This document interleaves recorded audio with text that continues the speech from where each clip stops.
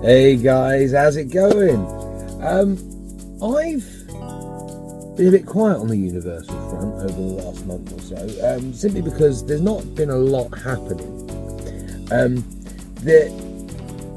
But I've decided to come down to the site today to basically get some pictures of anything that's happened. I've got a new little drone, so I'm going to fly that up and see if I can get some stuff. But I wanted the purpose of this video really today to talk about the infrastructure, and actually there has been quite a few developments within the infrastructure plans around the area, which is interesting. And given that we've got now a new government and they're due to break, aren't they, on the 23rd of July, which isn't long. Universal originally said they were going to announce before the summer whether they would or they wouldn't. And given that the UK government are going to need to be the UK government and Universal are going to need to talk again, because we've got a whole new government now. And I assume those talks are ongoing. It doesn't give a long time until we might get an announcement. So it could be like in the next 7 days. I think it's highly likely now that they push it back to like August sometime. But you never know. You never know. Right, okay. So let's get some photos and videos going, and I'll talk a little bit over the top of it. Where there is not a lot going on currently at the site, there has been a lot of stuff going on in the background. You can see by checking local council websites and the chatter in the local media that there is without a doubt movement, particularly with the local infrastructure improvements. It's been really encouraging to see recently that the plan for the long-awaited Wixham's train station is finally moving forward. And it is this train station that in the future will be bringing up to 70% of the guests to the resort. There are currently 4 lines on this route, and the plan is for the Wixham's train station to have at least 2 platforms on the Wixham side that will become a station, whereas the other 2 lines will continue as high-speed lines. The local council have announced that they're going to be putting £62 million aside to deliver this promise. And I'm sure that in the future we will see actual building on this site pretty soon. But the question's got to be asked: what if Universal goes ahead? What will the needs be for the station? Will the needs increase? Definitely. Is 2 platforms enough? My gut feeling is that Universal will probably extend the station to cover the 2 near side lines, which will be the main lines for Universal traffic. You can expect the £62 million put down by the council to at least double, and I'm sure that Universal will pick up the majority of those costs. Road networks in the surrounding area are currently being improved also. The A421 is the main one that we've seen a lot of improvement on. Now this was planned work that was before Universal announcing. But given the roundabout which sits at the side of the A421 and the plan for an extra exit from the dual carriageway at this point, you can imagine that this roundabout could well become the entrance gateway to the Universal Resort.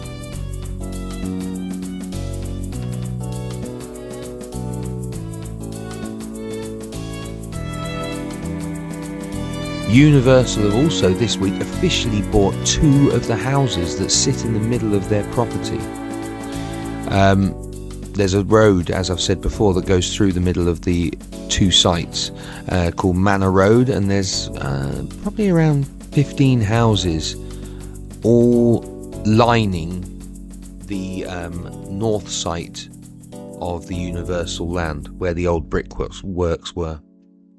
But they've just announced that 2 of the houses they have bought this week. And these are the images you can see, number 2 and number 3.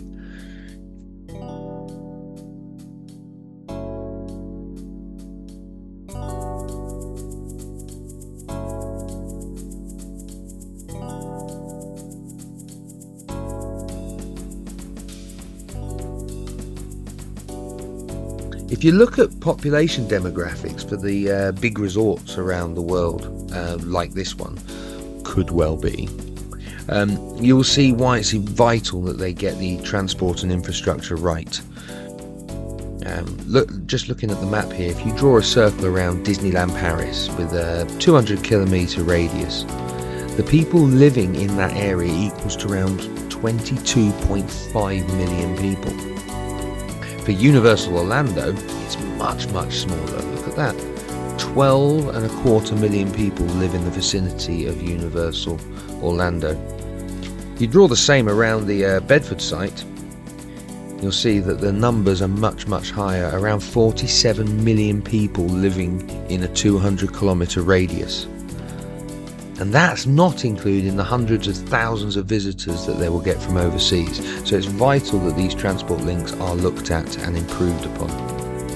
There are other transport routes that I think local councils will be looking at in the coming years. The A6, which leads out of Bedford to Luton, could well be vital, providing traffic from Luton Airport. And there's also a lot of talk with the Milton Keynes Council about dragging up the old plans for the new canal between the River Ouse in Bedford and the Grand Union Canal in Milton Keynes. They have resurfaced again in the last few weeks. The plans have been in place for years, but this new Universal development has, I think, dragged them out a bit. And there's now talk that there could be a marina built on the lakes surrounding the Universal Studios Resort, which again will just provide more recreation, more place for shops and restaurants and bars, and helping build this massive hub that the Universal Resort will ultimately become. All of these potential projects surrounding the site going ahead and being planned definitely give us some hope that the Universal project will go ahead, and they're just dotting the I's and crossing the T's, hopefully, leading up to an announcement in the coming weeks. And this brings me to my next question.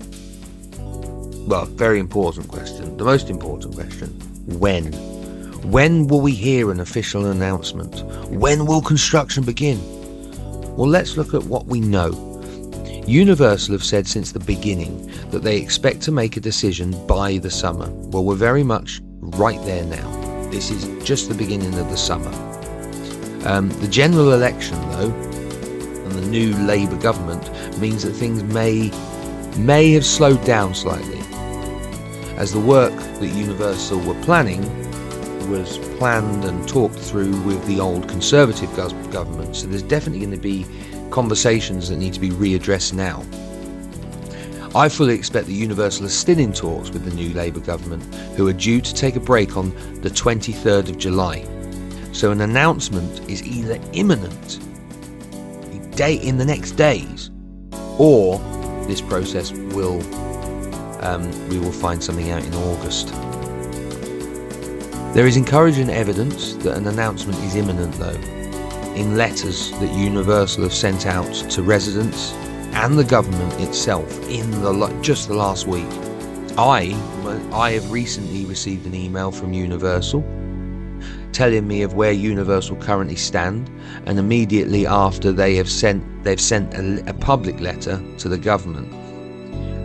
These are both displayed on the screen now. As you can see, everything is looking very promising, with all 6 local councils for the resort being built, and the fact they are reaching out to locals again to give them an update again is very hopeful. Regardless of when the decision is made, the latest news tells us that Universal haven't called at all about the development, and they're still wanting to go ahead with it, which leaves me very excited. Anyway, that just about brings us to the end of this short update. I'm hoping to bring you another very soon when Universal finally give us the good news. Please like and subscribe to the channel and check out some of my other content. I primarily stream on Twitch and love building theme parks in Planet Coaster. A selection of my creations as well as the community's incredible successful Universal resort that we built on this site. So I recreated the site in the game, and then we built 2 big parks on the site earlier this year, and they're all available to watch in my videos on the YouTube.